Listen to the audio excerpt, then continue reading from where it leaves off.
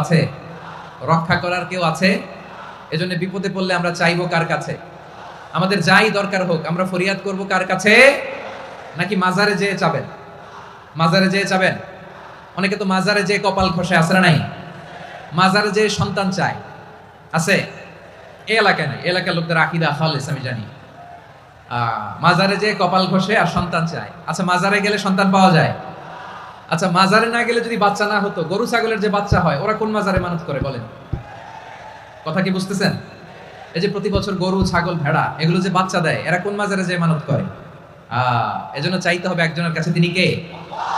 আমার প্রিয় পটুয়াখালীবাসী, মাজার জিয়ারত করা সুন্নাহ। আমরা মাজার জিয়ারত করব, আল্লাহ ওয়ালাদের কবরে যাব, আমরা সেখানে যে সালাম দিব, দোয়া করব, নিজের জন্য করব, কবরে শুয়ে থাকা মাইয়িতের জন্য করব, পুরো মুসলিম উম্মাহর জন্য করব। কিন্তু কবরে যিনি শুয়ে আছে ওই বাবার কাছে সন্তান চাওয়া যাবে?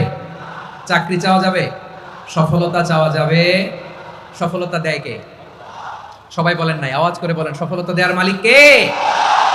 এক কথাই রব্বুল আলামিন বলেন, ওয়া ইয়ামসাসকাল্লাহু বিদুররিন ফালা কাশিফা লাহু ইল্লা হু ওয়া ইয়ুরিদকা বিখাইরিন ফালা রাদ্দা লিফাদলি يصيب به من يشاء من عباده وهو الغفور الرحيم الله أكبر আল্লাহ বললেন ওয়া ইয়ামসাসকাল্লাহু বিদুররিন ফালা কাশিফা লাহু ইল্লা হু। আল্লাহ যদি তোমাকে কোনো বিপদ স্পর্শ করায়, আল্লাহ যদি তোমারে কোনো বিপদে ফেলে দেয়, ওই বিপদ থেকে উদ্ধার করার তিনি ছাড়া আর কেউ নাই। জোরে বলেন ঠিক কিনা? তিনি যদি কোনো বিপদে ফেলেন, তিনি ছাড়া বিপদ থেকে উদ্ধার করার কেউ নাই। আর তিনি যদি তোমার প্রতি কোনো অনুগ্রহ করতে চান, ওই অনুগ্রহ ঠেকিয়ে দেওয়ার ক্ষমতাও কারো নাই। আল্লাহ যদি আপনার সফলতা দিতে চায়, পৃথিবীর কোনো শক্তি ওই সফলতাকে থামাতে পারে? এজন্য আল্লাহ বললেন, খবরদার, চিন্তার আকীদা খালিস করে নাও। ওয়া ইয়ামসাসকাল্লাহু বিদুররিন ফালা কাশিফা লাহু ইল্লা হু। আল্লাহ বিপদে ফেললে বিপদ থেকে উদ্ধার করার কেউ থাকে না। আর আল্লাহ যদি তোমার প্রতি দয়া দেখাতে চান, অনুগ্রহ করতে চান, ওই অনুগ্রহকে প্রতিরোধ করার মতো ক্ষমতা কারো নাই। তিনি তার বান্দাদের মধ্য থেকে যাকে ইচ্ছা তাকে দেন, যত ইচ্ছা তত দেন। তিনি ক্ষমাশীল, তিনি মেহেরবান। সুবহানাল্লাহ, তিনি ক্ষমাশীল, তিনি মেহেরবান। তাহলে এই আয়াত থেকে আমরা বুঝতে পারলাম, আমরা যদি বিপদে পড়ি আমাদেরকে কেউ বাঁচাতে পারে না। আমার বাবা আমারে বাঁচাতে পারে? হ্যাঁ, আমার মা আমাকে বাঁচাতে পারে? আমার বন্ধু আমারে বাঁচাতে পারে? আমার দলের কর্মী আমাকে বাঁচাতে পারে? আমার পীর সাহেব আমারে বাঁচাতে পারে? আমার পটুয়াখালীর ভাইয়েরা খেয়াল রাখবেন, বাঁচাতে পারে এক মহান সত্তা, উদ্ধার করতে পারে এক মহান সত্তা। চিৎকার করে বলুন, তিনি কে? আবার আল্লাহ বললেন, আম্মাই ইউজিবুল মুদতাররা ইযা দাআহু ওয়া ইয়াকশিফুস সুআ ওয়া ইয়াজআলুকুম খুলাফাআল আরদ আইলাহুম মা'আল্লাহ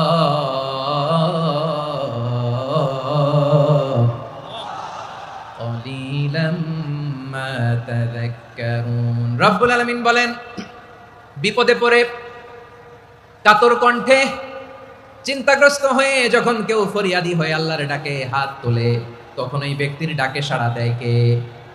সবাই বলুন। কণ্ঠে বিপন্ন অবস্থায় আপনি যখন কেঁদে কেঁদে হাত তুলে আপনার দুঃখের কথা জানান, আপনি যখন ডাকেন তারে, তখন আপনার ডাকে সাড়া দেয় কে?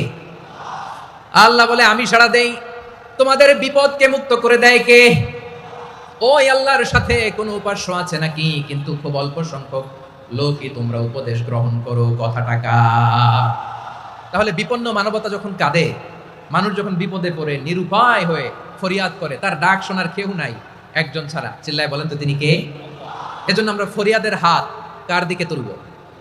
প্রিয় পটুয়াখালী বলেন, ফরিয়াদের দুটো হাত আমরা কার দিকে তুলব? এবং খেয়াল রাখতে হবে, মাথার সাথে সেট করে নিতে হবে, আল্লাহ ছাড়া আমাকে উদ্ধার করার কেউ নাই।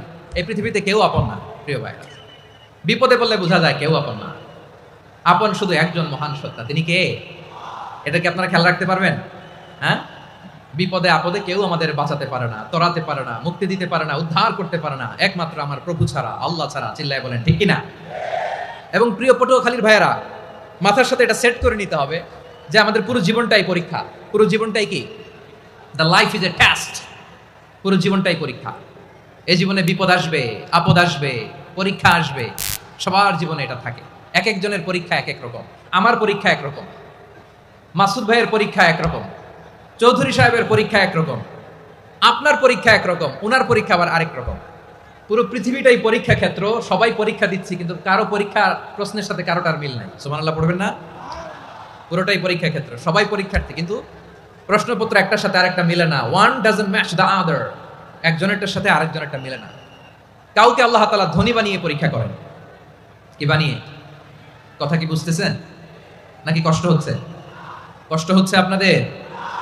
কাউকে আল্লাহ ধনী বানিয়ে পরীক্ষা করেন, আবার কাউকে আল্লাহ তাআলা গরিব বানিয়ে পরীক্ষা করেন, কাউকে আল্লাহ অসুস্থ বানিয়ে পরীক্ষা করেন। কেউ দেখবেন যে দুরারোগ্য ব্যাধিতে আক্রান্ত, ডাক্তার বলেছে আর সময় নাই, দুরারোগ্য ব্যাধি ক্যান্সার, যার নেই কোনো অ্যান্সার, তার জন্য পরীক্ষা হচ্ছে এই রোগ। আরেক লোক দেখবেন তার আবার রোগ বালাই নাই, মাশাআল্লাহ, তাকে আল্লাহ তাআলা আর্থিক দৈন্যতা, দারিদ্রতা দিয়ে পরীক্ষা করছেন। এরকম আছে না নাই? টাকা পয়সা নাই, দিন আনে দিন খায়, যা আছে তাতে চলে না, এটা তার জন্য পরীক্ষা। আবার আরেক শ্রেণীর লোক দেখবেন তাকে আল্লাহ অসুস্থতাও দেয় নাই, দারিদ্রতাও দেয় নাই, তার দাম্পত্য জীবনের সমস্যা আছে না নাই? স্ত্রী কথা শোনে না, অথবা ছেলে মেয়ে কথা শোনে না। তাহলে পরীক্ষা সবার জীবনে আছে, এক একজনের পরীক্ষাটা এক এক রকম।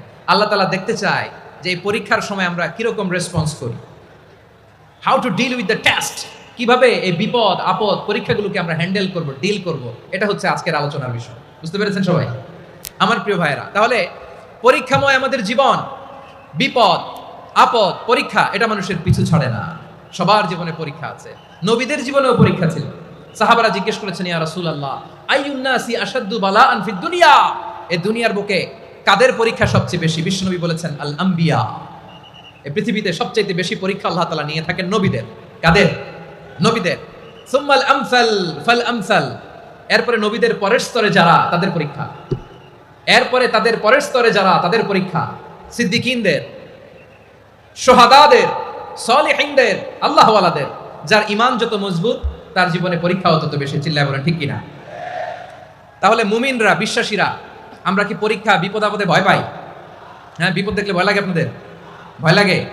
হ্যাঁ না, মুমিনরা বিপদে ভয় পায় না, তারা হতাশ হয় না, সুবহানাল্লাহ, তারা নিরাশ হয় না। বিশ্বাসীরা হাল ছেড়ে দেয় না, তারা ভরসা রাখে একজনের উপর। চিল্লায় বলতে হবে তিনি কে? কারণ মুমিন জানে the grief isn't permanent, the test isn't permanent, the struggle in our life isn't permanent. আমাদের জীবনের দুঃখ, কষ্ট, স্ট্রাগল, এগুলো পার্মানেন্ট নয়। after every difficulties there is an ease, সব কষ্টের পরেই একটা সুখ আছে না নাই? রব্বুল আলামিন বলেন ফা ইন্না মাআল উসরি ইউসরা, ইন্না মাআল উসরি ইউসরা, ভয় পেও না, চিন্তা করো না, কষ্টের সাথেই আমি রেখে দিয়েছি স্বস্তি। সুবহানাল্লাহ বলেন। মুমিন জীবনে বিপদ যত বেশি, কষ্ট যত বেশি, তার সামনে সফলতা তার চেয়েও বেশি। ঠিক কিনা বলেন? কারণ বিশ্বাসীরা জানে রাত্রি যত গভীর হয়, সুবহে সাদিকের সময় তত আগাতে থাকে। গর্ভবতী নারীর পেটের ব্যথা যত বাড়তে থাকে, ঘরে নতুন মেহমান আগমনের সময় ঘনাতে থাকে। মুমিনদের উপর বিপদ, অত্যাচার, আপদ, পরীক্ষা যত বাড়তে থাকে, কালেমার পতাকা উড্ডয়নের সময় কাছে আসতে থাকে। বিশ্বাসীদের এগুলো হিসাব মিলানো অনেক আগে, এগুলো অনেক আগে হিসাব মিলানো। দুঃখের আধার শেষে সুখের আলো মিটিমিটি হাসে। চিল্লায় বলেন ঠিক কিনা? দুঃখ যত বেশি, পরীক্ষা যত বেশি, কষ্ট যত বেশি, সুখের সময় তত কাছাকাছি। চিল্লায় বলতে হবে ঠিক কিনা? এজন্য মুমিন জীবনে পরীক্ষা বেশি, মুমিনদের হতাশা নাই, মুমিনরা নিরাশ হয় না, হতাশ হয় কাফিররা। মুমিনরা কখনো হাল ছেড়ে দেয় না, মুমিনরা ভরসা রাখে একজনের উপর, তিনি কে? তাহলে আমার প্রিয় পটুয়াখালীবাসী, বিপদ থাকবে, পরীক্ষা থাকবে, এই বিপদ থেকে আমাদেরকে উদ্ধার করবেন একজন, তিনি কে? আমরা শুধু আল্লাহর উপরই ভরসা রাখবো। রাজি আছেন তো? চাইবো একজন সত্তার কাছে, আওয়াজ করে বলুন তিনি কে?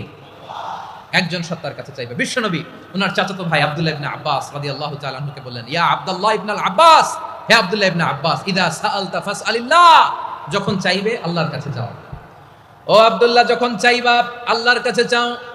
ওয়া ইদা ইসতাআনতা ফাসতাইন বিল্লাহ, যখন সাহায্য চাইবা আল্লাহর কাছে ফরিয়াদ করো। জেনে রেখো ও আব্দুল্লাহ, ওয়া আলাম আন্নাল উম্মাতা লাউ ইজতামাআত আলা আন ইয়ানফাউকা বিশাইইন লাম ইয়ানফাউকা ইল্লা বিশাইইন ক্বাদ কাতাবাহু আল্লাহু লাক।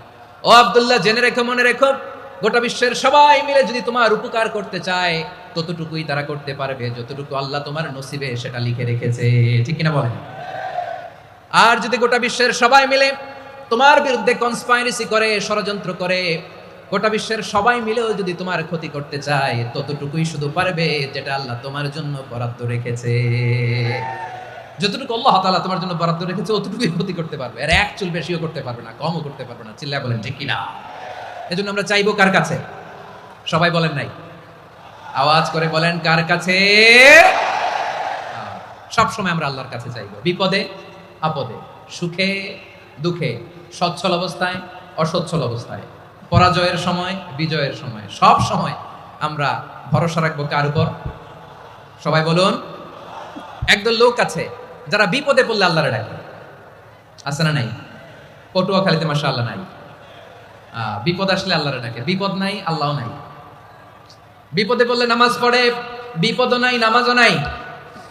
বিপদে পড়লে জিকির করে, বিপদ যখন চলে যায় ওদের জিকিরও বন্ধ হয়ে যায়। এরকম আছে না নাই? কিছু লোক দেখবেন পরীক্ষা আসলে নামাজ পড়ে, আছে আছে জেনজি আওয়াজ করে, এরকম আছে? এই কমন পড়ে গেছে, কমন পড়ছে। দেখবেন পরীক্ষার সময় নামাজ পড়ে, পরীক্ষাও নাই নামাজও আছে। এরকম কিছু লোক আছে অসুস্থ হলে আল্লাহরে বড্ড ভালোবাসে, আল্লাহরে খুব ডাকে। অসুস্থ হইলে অসুস্থতাও নাই, আল্লাহ স্মরণও নাই। দেখবেন কিছু লোক নির্বাচন আসলে খুব আল্লাহওয়ালা হয়ে যায়, তখন দেখবেন মাথার মধ্যে হেজাব লাগায়, পাঞ্জাবি লাগায়, আল্লাহওয়ালা হয়ে যায়। নির্বাচনও নাই, এরপরে আল্লাহর কথাও নাই। আছে না নাই? না, এরকম হওয়া যাবে না। সব সময় আমরা আল্লাহরে ডাকবো, বিপদে আপদে সব সময় ভরসা রাখবো আমরা একজনের উপর। আওয়াজ করে বলেন তিনি কে? এ কথাই আল্লাহ তাআলা আমাদের চোখে আঙ্গুল দিয়ে জানিয়ে দিলেন, ফাইদা রাকিবু ফিল ফুলকি দা'আউল্লাহা মুখলিসিনা লাহুদ্দিন ফালাম্মা নাজ্জাহুম ইলাল বাররি ইযা হুম ইউশরিকুন। আল্লাহ বলে একদল লোক আছে, তারা যখন নৌযানে চড়ে, জলযানে চড়ে, সাগরের মধ্যে যখন জাহাজে চড়ে, লঞ্চে চড়ে, তারা যখন তুফানের সম্মুখীন হয় তখন তারা আল্লাহরে বড্ড বেশি ডাকে, একান্তভাবে ডাকে, বিশুদ্ধ চিত্তে ডাকে। আবার তুফান থেকে তাদেরকে সেফ জোনে নিয়ে, নিরাপদ জোনে নিয়ে যখন বন্দরে আমি আল্লাহ তাদেরকে ফিরিয়ে দেই, ওই লোকগুলো আবার আমি আল্লাহর সাথে শিরিক করে। এরকম আছে না নাই? জাহাজে উঠছে, সাগরের মাঝখানে তুফান, ওই সময় দেখবেন আল্লাহ কারে কয়। এই কথা তো আপনাদেরকে বোঝানো সহজ, আপনারা তো নদীর দেশের মানুষ। লঞ্চে চড়েন নাই কারা কারা? দেখি, লঞ্চে চড়ছেন? হ্যাঁ, লঞ্চে চড়ে নাই এরকম একজনও নাই এখানে। আচ্ছা, লঞ্চে উঠছেন কে কে? দেখি। মাশাআল্লাহ মাশাআল্লাহ মাশাআল্লাহ, ঠিক আছে, আপনাদের বোঝানো সহজ। আচ্ছা, লঞ্চে উঠে তুফানের সম্মুখীন হয়েছেন, জলোচ্ছ্বাস, সবাই? মাশাআল্লাহ। তো এই ওয়াজ তো আপনাদের মুখস্থ, ঠিক কিনা বলেন? আমার বলার দরকার নাই, বলেন। মাঝ নদী, তুফান, জলোচ্ছ্বাস, জলের মধ্যে উচ্ছ্বাস, ঢেউ, টর্নেডো, সাইক্লোন, মেঘের ঘনঘটা, পরিবেশ ঘুটঘুটে অন্ধকার, লঞ্চ একবার এদিকে আরেকবার ওইদিকে, ভিতরে কি অবস্থা হয় বলেন তো? হ্যাঁ, তখন মুসলিম আল্লাহরে ডাকে, হিন্দু আল্লাহরে ডাকে, ঠিক কিনা বলেন? আস্তিক আল্লাহরে ডাকে, নাস্তিক আল্লাহরে ডাকে, ঠিক কিনা? লঞ্চের ভেতর, স্টিমারের ভেতর কান্নারে রোল পড়ে যায়, চিৎকারের রোল পড়ে যায়, সবার মুখ দিয়ে শুধু একটা আওয়াজ, লা ইলাহা লা ইলাহা লা ইলাহা সুবহানাল্লাহ আলহামদুলিল্লাহ লা ইলাহা। আল্লাহ নামের জিকির করবে যারা, আল্লাহর কাছে প্রিয় তারা, আল্লাহর কাছে প্রিয় যারা, জান্নাতে প্রবেশ করবে তারা। জোরে লা ইলাহা লা ইলাহা ইল্লাল্লাহ লা ইলাহা ইল্লাল্লাহ মুহাম্মাদুর রাসূলুল্লাহ সাল্লাল্লাহু আলাইহি ওয়াসাল্লাম। আমার প্রিয় পটুয়াখালীবাসী, তাহলে লঞ্চের ভেতরে যখন আমরা তুফানের মধ্যে পড়ি, তখন সবাই মিলে আমরা একটা নামের জিকির করি। নামটা কার? মুসলমানেরাও ডাকে, হিন্দুরাও ডাকে, আস্তিকও ডাকে, নাস্তিকও ডাকে, সবাই ডাকে একজনকে, তিনি কে? আবার দেখবেন ওই আল্লাহ তুফানের পরে, ঝড়ের পরে ওই লঞ্চটাকে যখন সদর ঘাটে ফিরিয়ে দেয়, আবার আমরা নাফরমানি শুরু করে দেই। সে কথাই আল্লাহ বললেন, ফাইদা রাকিবু ফিল ফুলকি দা'আউল্লাহা মুখলিসিনা লাহুদ الدين فلما نجاهم إلى البر إذا هم يشركون সাগরে যখন তুফানে পড়ে আমি আল্লাহর ডাকে, আবার আমি আল্লাহ যখন বাঁচিয়ে দেই, আবার আমি আল্লাহর সাথে শিরিক শুরু করে। আমরা কি এরকম হতে চাই নাকি? এরকম করবেন? হ্যাঁ না, আমরা তুফানে পড়লেও আল্লাহরে ডাকি, আবার বাঁচায় দেওয়ার পরেও ডাকি কারে? আল্লাহকেই ডাকি। বিমানের মধ্যে মাঝে মাঝে দেখবেন যে এয়ার টার্বুলেন্স হয়, জানেন? এয়ার টার্বুলেন্স জানেন তো? মাঝে মাঝে বিমানটা বাউন্সিং করে, বাম্পি, ভেরি বাম্পি ওয়েদার।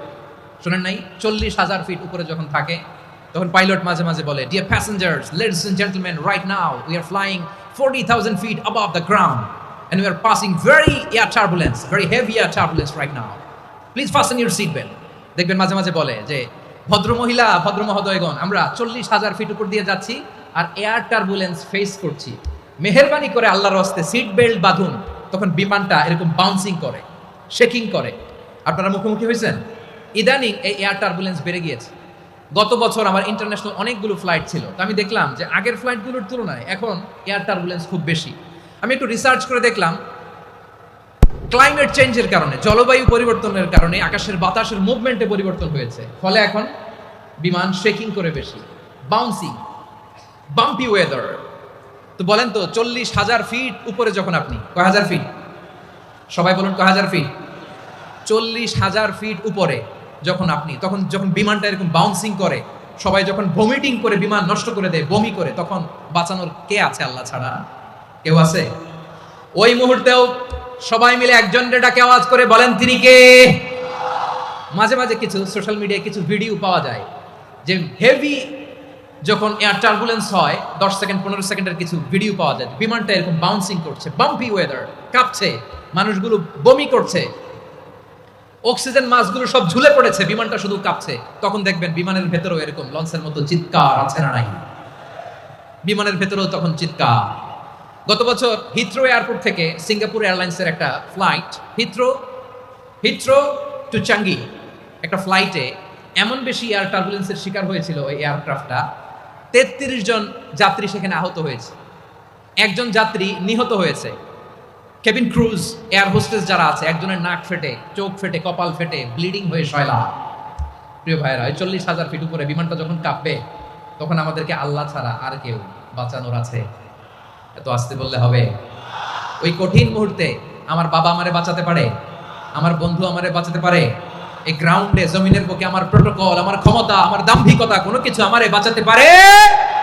একজন ছাড়া। চিল্লায় বলতে হবে তিনি কে? সে আল্লাহ বললেন, গোলাম, আমি বিপদের সময় ঠিকই তোমাদের বাঁচিয়ে দেই। ওই বিমানের ভেতরে 40,000 ফিট উপরে যখন তোমরা এয়ার টার্বুলেন্সের শিকার হও, তখন নাস্তিকও আল্লাহরে ডাকে, হিন্দু আল্লাহরে ডাকে, জোরে বলেন ঠিক কিনা? আবার বিমানটা যখন শান্ত হয়ে যায়, একটু পরেই বিমানের স্ক্রিনের মধ্যে হিন্দি সিনেমা খোঁজে। বিমানের স্ক্রিনে কিন্তু বিশাল ওখানে আফলাম, ফিল্মের একেবারে বুঝাই করা। বিমানটা শান্ত হলে আবার হিন্দি সিনেমা দেখা শুরু করে। একটু আগে ডাকছিল কারে? দেখবেন বাংলাদেশে আমাদের ক্রিকেটাররা যখন অন্য কোনো দেশের সাথে খেলে, অনেক সময় এমন হয়, বল বাকি একটা, রান দরকার 6টা। বল বাকি কয়টা? পটুয়াখালী বোঝে নাই বোধহয়। বল বাকি কয়টা? রান দরকার।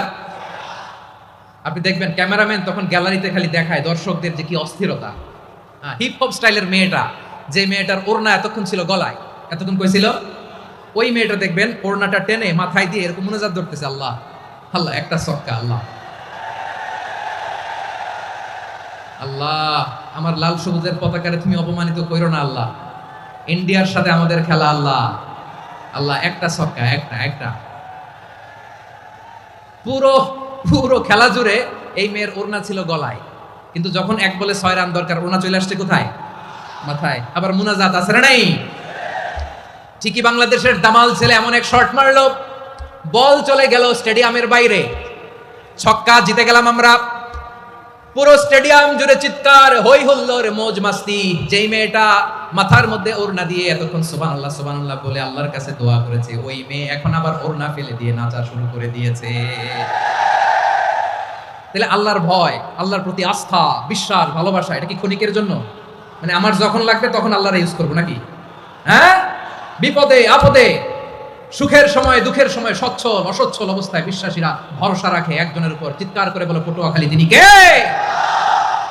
সে আল্লাহ বললেন, গোলাম মনে করো না জাহাজ থেকে সদরঘাটে ভিড়িয়ে দিলাম, তুমি নিরাপদ হয়ে গেছো। মনে করো না 40,000 ফিট থেকে সেফ ল্যান্ডিং এর পরে এয়ারপোর্টে নেমে গেলেই তুমি নিরাপদ হয়ে গেছো। ও মিয়া, বিপদ কি শুধু সাগরে আর আকাশে? ঘরের বিপদও, ঘরের ভেতরও বিপদ আসতে পারে কি পারে না? এজন্য সূরা মুলক আল্লাহ বললেন, আমিনতুম মান ফিস সামাই আন ইয়াখসিফা বিকুমুল আরদা ফাইযা হিয়া তামুর। তোমরা কি ভাবছো তোমরা নিরাপদ? সাগরের মধ্যে তুফান, আল্লাহ আল্লাহ ডাকলাম, সদরঘাটে যেয়ে পড়ছি, বাইসা গেছেন তো আপনি। আর পাবে আপনারে আল্লাহ? আল্লাহরা তো সাগরের মাঝখানে তো আল্লাহ আপনারা পাইছিল, আর তো পাবে না। আর পাবে আপনারে? আর আল্লাহ ধরতে পারবে আপনারে? ঘরের ভেতরও বিপদ দিয়ে আটকাতে পারে কে? 5 স্টার 7 স্টার হোটেলের ভেতরেও আমাকে বিপদের মধ্যে ফেলে দিতে পারেন কে? আল্লাহ বললেন, তোমরা কি ভেবেছো তোমরা নিরাপদ? আমি চাইলে ল্যান্ডস্লাইডস, ভূমি ধস দিয়ে 1 লক্ষ 1 মুহূর্তে নিয়ে যেতে পারি। এক সুনামি দিয়ে থাপ্পড় মেরে 3 লক্ষ সাগরের ভেতরে ঢুকাই দিতে পারি। 1 সেকেন্ডও লাগে না আমার। আম আমিনতুম মান ফিস সামাই আন ইউরসিলা আলাইকুম হাসিবা ফাসাতা'লামুনা কাইফা নাযীর। আল্লাহ চাইলে আকাশ থেকে পাথর বৃষ্টি নাজিল করতে পারেন কি পারেন না? এই মুহূর্তে এখানে ভূমিকম্প দিতে পারেন কি পারেন না? আচ্ছা, ভূমিকম্প যখন হয় আমাদের কারো হুঁশ থাকে? আপনি মনে করছেন আমরা সাধারণ মানুষ, আমরা দৌড় দেই, আর প্রেসিডেন্ট প্রধানমন্ত্রী ওনারা বুঝি খাটে শুয়ে থাকে? কথা বুঝে নাই বোধহয়। ভূমিকম্প, আর্থকোয়েক যদি হয়, বাঁচার জন্য আমরা কি করি? হয় খাটের তলায়, ডাইনিং টেবিলের নিচে, উপরে শক্ত কিছু আছে এটার নিচে, অথবা ঘর থুইয়া দেও দৌড়। তো প্রধানমন্ত্রী উনি কি করে? প্রেসিডেন্ট উনি কি করে? হ্যাঁ, উনি খাটের মধ্যে যে শুয়ে থাকে নাকি? উনিও দৌড়, সাধারণ মানুষও দৌড়, প্রধানমন্ত্রীও দৌড়, বাড়িওয়ালাও দৌড়, ভাড়াটিয়াও দৌড়, সবাই দৌড়। নাকি ভাড়াটিয়ারা বাড়ি থুইয়া দৌড়, বাড়িওয়ালারা আর বেরোয় না? এরকম না। তাহলে যে কোনো মুহূর্তে ভূমিকম্প দিয়ে নাস্তানাবুদ করতে পারে কে? আমার প্রিয় ভাইয়েরা, আমরা নিরাপদ নই, আমরা তার দয়ায় বেঁচে আছি। কার দয়ায়? এজন্য আল্লাহ বললেন, গোলাম যে কোনো মুহূর্তে বিপদ দিয়ে তোমাদেরকে নাস্তানাবুদ করতে পারি। বিশ্বাসী বলে যদি নিজেকে দাবি করো, সব সময় ডাকতে হবে একজন সত্তাকে। বলেন তিনি কে? এই কথা ক্লিয়ার? এই সবগুলো উদাহরণ শেষে সবার কাছে ক্লিয়ার হয়েছে না যে বিপদ থেকে, আপদ থেকে, পরীক্ষা থেকে, খেলামিটি থেকে আমাদেরকে কেউ বাঁচাতে পারে না একজন সত্তা ছাড়া। আবারও বলেন তো তিনি কে? ক্লিয়ার? হ্যাঁ, সবাই বুঝতে পারছেন? আচ্ছা, এবার আমরা দেখি বিষ্ণু ইসা ইসলামের জীবনে বিপদ আপদ ছিল কিনা। উনি বিপদ আসলে কিভাবে ডিল করতেন, বিপদ আসলে কোন দোয়া পড়তে হয়, কিভাবে ফরিয়াদের হাত উত্তোলন করতে হয়, কিভাবে রবের দরবারে নতজানু হয়ে ফরিয়াদ করতে হয়, এটা জানার দরকার আছে না নাই? আসুন আমরা বিষ্ণুনবীর জীবনী থেকে দেখি বিপদ আসলে উনি কি করতেন। বিপদ আসলেই প্রথমে বিষ্ণু ইসা ইসলাম একটা দোয়া পড়তেন। কি পড়তেন? তিনি পড়তেন, ইন্না লিল্লাহি ওয়া ইন্না ইলাইহি রাজিউন। নিশ্চয় আমরা আল্লাহর জন্য, নিশ্চয় আমরা কার দিকে ফিরবো ভাই? আবার কার দিকে ফিরবো? আওয়াজ করে বলুন তো, আমরা এসেছি কার কাছ থেকে, আবারও ফিরে যাব কার কাছে? এজন্য বিষ্ণুই পড়ছেন, ইন্না লিল্লাহি ওয়া ইন্না ইলাইহি রাজিউন। নিশ্চয় আল্লাহর জন্য, ওই আল্লাহর দিকেই আমরা ফিরে যাব। তারপরে বিষ্ণুই পড়তেন, আল্লাহুম্মা আজুরনি ফি মুসিবাতি ওয়াখলুফ লি খায়রাম মিনহা। একসাথে প্রথমে পড়তেন ইন্না লিল্লাহি ওয়া ইন্না ইলাইহি রাজিউন, তারপর পড়তেন আল্লাহুম্মা আজুরনি ফি মুসিবাতি ওয়াখলুফ লি খায়রাম মিনহা। মানে আল্লাহ, এই যে আমি বিপদে ধৈর্য ধারণ করলাম, এটার সব তুমি আমারে দাও, আর যেটা হারালাম এর চেয়ে ভালো কিছু দিয়ে মেকআপ করে দিও, ভালো কিছু দিয়ে বদল করে দিও। সুবহানাল্লাহ পড়েন। তাহলে বিপদ আসলে আমরা কি পড়ব? কথা বলেন। এই যে আমি শুয়েছিলাম, নাশিদ গাচ্ছিল ওরা, এদেশে পরস্পরে দেখা হলে দেয় সালাম, এদেশে আমজনতার হৃদয় জুড়ে পাকালাম, এদেশে বিপদ এলে সর্বজনে সর্বক্ষণে দোয়া পড়ে ইন্না লিল্লাহ। কি পড়ে? সুবহানাল্লাহ সুবহানাল্লাহ সুবহানাল্লাহ সুবহানাল্লাহ। এদেশে আজান শুনে সূর্য ওঠে শহর গ্রামে, এদেশে আজান শুনে সূর্য ডুবে সন্ধ্যা নামে, এদেশে সকল কাজে সবাই বলে বিসমিল্লাহ, এদেশে ভালো কিছু দেখে শুনে হাসি মুখে সবাই বলে মাশাআল্লাহ। সুবহানাল্লাহ পড়েন। তাহলে বিপদ এলে আমরা কি পড়ি? কথা বুঝলে সবাই উত্তর দিতে হবে, বিপদ এলে কি পড়ি? তাহলে বিপদ এলেই আমরা এখন থেকে ইন্না লিল্লাহ পড়বো, নাকি হাই হুতাশ করবেন? একদল আছে হাই হুতাশ করে, হায় আল্লাহ রে মোর কি হইল রে, মুই কি হরমু রে, মুই কমবে জামু রে। আছে না নাই? এরকম বিলাপ করতে নিষেধ করেছেন বিশ্বনবী। কি করব, কই যাব, কি হবে, হায় হায়, এরকম হাহুতাশ আছে না নাই? বিশ্বাসীরা হাহুতাশ করে না, তারা ইন্না লিল্লাহ পড়ে। কি পড়ে মনে থাকবে? আমরা পড়বো ইন্না লিল্লাহি ওয়া ইন্না ইলাইহি রাজিউন, নিশ্চয়ই আমরা আল্লাহর জন্য, আমরা আল্লাহর দিকেই ফিরে যাব। এরপর পড়বো আল্লাহুম্মা আজুরনি ফি মুসিবাতি ওয়াখলুফ লি খায়রাম মিনহা। আল্লাহ, আমি যে বিপদে ধৈর্য ধারণ করলাম এটার সওয়াব দিও, আর যা হারালাম তার চেয়ে ভালো কিছু দিয়ে বদল করে দিও। সুবহানাল্লাহ পড়েন। বিশ্বনবীর হাদিস শুনলেন উম্মে সালামা রাদিয়াল্লাহু তাআলা আনহা। ওনার স্বামী হলো আবু সালামা। মজার ঘটনা খেয়াল করে শুনেন আমার প্রিয় কলিজার টুকরা ভাইয়েরা। কানগুলো খরগোশের কানের মতো খাড়া করে আমার দিকে তাকান। সাইয়্যিদাতুনা উম্মে সালামা রাদিয়াল্লাহু তাআলা আনহা, ওনার স্বামীর নাম আবু সালামা। শ্রেষ্ঠ দম্পতি, শ্রেষ্ঠ ফ্যামিলি। প্রথমে হিজরত করেছিলেন হাবাসায়, পরে হিজরত করেছেন মদিনায়। উহুদ যুদ্ধের পরে ওনার স্বামী আবু সালামা ইন্তেকাল করলো, শহীদ হলো। সুবহানাল্লাহ পড়েন। যখন আবু সালামা ইন্তেকাল করলো, উম্মে সালামা রাদিয়াল্লাহু তাআলা আনহা কেঁদে কেঁদে হয়রান। আর নবীর শিখানো বাণী অনুযায়ী তিনি বারবার পড়ছিলেন ইন্না লিল্লাহ। কি পড়ছিলেন? জামু কি হরমু এগুলো বলে নেই, কি বলছে? ইন্না লিল্লাহ। যেহেতু বিশ্বনবী বলেছেন কেউ যদি বিপদের প্রথম ধাক্কায় পড়ে ইন্না লিল্লাহি ওয়া ইন্না ইলাইহি রাজিউন, আল্লাহুম্মা আজুরনি ফি মুসিবাতি ওয়াখলুফ লি খায়রাম মিনহা, তাহলে এই বিপদে যে সে যা হারালো তার চেয়ে শ্রেষ্ঠ কিছু দিয়ে আল্লাহ তার বদল দিয়ে দিবে। এই হাদিস শুনে উম্মে সালামা রাদিয়াল্লাহু তাআলা আনহা ওনার প্রাণ প্রিয় স্বামী আবু সালামার ইন্তেকালের পরে চোখের পানি ছাড়ে আর পড়ে ইন্না লিল্লাহি ওয়া ইন্না ইলাইহি রাজিউন, আল্লাহুম্মা আজুরনি ফি মুসিবাতি ওয়াখলুফ লি খায়রাম মিনহা। বারবার এই দোয়া পড়ে চোখের পানি ছাড়ে, এই দোয়া পড়ে চোখের পানি ছাড়ে। আর মনে মনে বলে আবু সালামার মতো ভালো মানুষ মদিনাতে নাই, আবু সালামার চেয়েও ভালো মানুষ মদিনাতে নাই। তার চেয়ে ভালো মানুষ কি করে আল্লাহ তাআলা আমারে দিবে? তার চেয়ে ভালো মানুষ তো আমি মদিনাতে দেখি না। চোখের পানি দিয়ে বুক ভাসায় আর নবীর হাদিসের উপর আমল করে পড়ে ইন্না লিল্লাহি ওয়া ইন্না ইলাইহি রাজিউন, ইন্না লিল্লাহি ওয়া ইন্না ইলাইহি রাজিউন। পড়তে পড়তে চোখের পানি ছাড়ে আর চিন্তা করে বিশ্বনবী বললেন এই দোয়া পড়লে যেটা হারালাম তার চেয়ে ভালো কিছু দিয়ে আল্লাহ পুরস্কার দেয়। আবু সালামার চেয়ে ভালো মানুষ মদিনার মধ্যে আর কে হতে পারে? কি আজীব তামাশা, কি অবাক করা ঘটনা। কিছুদিন পরে দেখা গেল সাইয়্যিদুল মুরসালিন রাহমাতাল লিল আলামিন স্বয়ং বিশ্ব নবী উম্মে সালামাকে বিয়ের প্রস্তাব পাঠিয়েছে। স্বয়ং বিশ্ব নবী উম্মে সালামা রাদিয়াল্লাহু তাআলা আনহাকে বিয়ের প্রস্তাব পাঠিয়েছেন। উনি রাজি হয়ে গেলেন, বিয়ে হয়ে গেল। উনি হয়ে গেলেন উম্মুল মুমিনিন, আমাদের মা, পুরো মুসলিম উম্মার মা। চিৎকার করে বলেন আল্লাহু আকবার। তাহলে আমার প্রাণপ্রিয় ভাইরা, বিপদে পড়লে আমরা পড়বো ইন্না লিল্লাহি ওয়া ইন্না ইলাইহি রাজিউন, আল্লাহুম্মা আজুরনি ফি মুসিবাতি ওয়াখলুফ লি খায়রাম মিনহা। পড়বেন? পড়বেন না? যারা যারা বিপদ আসলে এই দোয়াটা পড়বেন এখন থেকে আওয়াজ করে ইনশাআল্লাহ বলেন। যা হারাইছেন তার চেয়ে শ্রেষ্ঠ জিনিস দিয়ে বদলা দিবে কে? বিশ্বাস হয়? একটু সন্দেহ লাগে মনে হয়, একটু সন্দেহ আছে? যাদের বিশ্বাস হবে তাদের কি আল্লাহ উত্তম বদলা দিবে, ঠিক কিনা বলেন? তাহলে বিপদে পড়লেই প্রথমে আমরা এটা করব। দোয়াগুলো যদি এখন মুখস্থ না হয়, এই যে রেকর্ডিং হচ্ছে পেয়ে যাবেন, কালকেই পেয়ে যাবেন। শুনে শুনে মুখস্থ করবেন। আমার মায়েরা, আমার বোনেরা, আপনাদের জন্য 3টি মাঠের অ্যারেঞ্জমেন্ট করা হয়েছে, আমি জানি। আপনারাও এই দোয়াগুলো পড়বেন, আপনার স্বামীকে শেখাবেন, সন্তানকে শেখাবেন, আপনার পুরো পরিবারটাকে জান্নাতের টুকরো বানিয়ে দিবে কে? তাহলে বিপদ আসলে প্রথমে কি পড়তে হবে এটা জেনে গেলাম। এরপরে বিপদ আসলে নিজেকে কি করে আল্লাহর কাছে সঁপে দিতে হয় এটাও জানার দরকার আছে না নাই? বিপদে প্রথমে ইন্না লিল্লাহ পড়লাম, ধৈর্য ধারণ করলাম, বিপদ থেকে উদ্ধারের সর্বোচ্চ চেষ্টা করলাম। আমার কাজ যখন শেষ তখন আমি আমার এই বিষয়টা আল্লাহর কাছে সঁপে দিব। কার কাছে সুপর্দ করব? কার কাছে? বিপদে বললে কেমন করে নিজেকে আল্লাহর কাছে সঁপে দিতে হয় আসুন সাইয়েদনা ইব্রাহিম আলাইহিস সালামের জীবনী থেকে জানি। আল্লাহর খলিল ইব্রাহিম আলাইহিস সালাম আমাদের মতো সমাজ ব্যবস্থা পায় নাই। আমরা জন্মের পরে আমাদের কানের ভেতরে আজান দিয়েছে কে? একামত দিয়েছে কে? আমাদের বাপদাদারা আমাদের কানে আজান দিয়েছে কি দেয় নাই? আমাদের জন্মের পরেই তো আজান, একামত, বাড়ির পাশে মসজিদ, প্রতিদিন আজান, জুমার খুতবা, প্রতি মাসে মাসে তাফসিরুল কোরআন মাহফিল, মসজিদ, মিনারা, অভাব নাই, ঠিক কিনা বলেন? আপনি যেই সুন্দর ইসলামিক এনভায়রনমেন্ট পেয়েছেন, আমাদের ইব্রাহিম খলিল উনিও কি এরকম পেয়েছিলেন? হ্যাঁ, উনি জন্মের পর পরে ওনার কানে আজান দিছে কেউ? আমার প্রিয় ভাইরা, আগা গোড়া একটা শিরকি পরিবেশ উনি জন্মগ্রহণ করেছেন।